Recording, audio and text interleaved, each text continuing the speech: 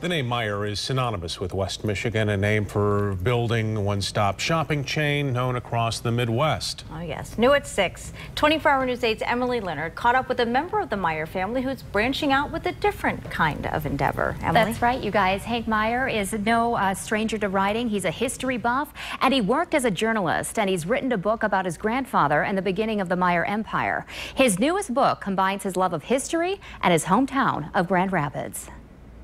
In our current political climate, compromise isn't a word you hear often from our lawmakers. But Hank Meijer believes a Grand Rapids politician who died more than 60 years ago knew our country couldn't survive without compromise and change. Arthur Vandenberg recognized that it was just essential to who we are that we work out our differences and come together. Arthur Vandenberg was born in Grand Rapids in the 1880s and served as a U.S. Senator from the late 1920s through the early 1950s. His legacy honored by this statue in downtown Grand Rapids near Rosa Parks Circle. Well, here was a guy who was arguably the most important public figure of the 20th century for whom there was no complete biography.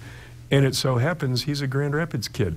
Vandenberg might best be known for making the jump from isolationism to internationalism during World War II, such a drastic change in direction not often seen by politicians. He was willing to change, and a lot of times we say, we hold our politicians accountable to say, well, you used to believe this and now you say this, how dare you? Well, the point is, don't we want people to change as the times change? Arthur Vandenberg, the man in the middle of the American century, is more than 25 years in the making. Meijer calls writing and the research that goes with it a happy distraction.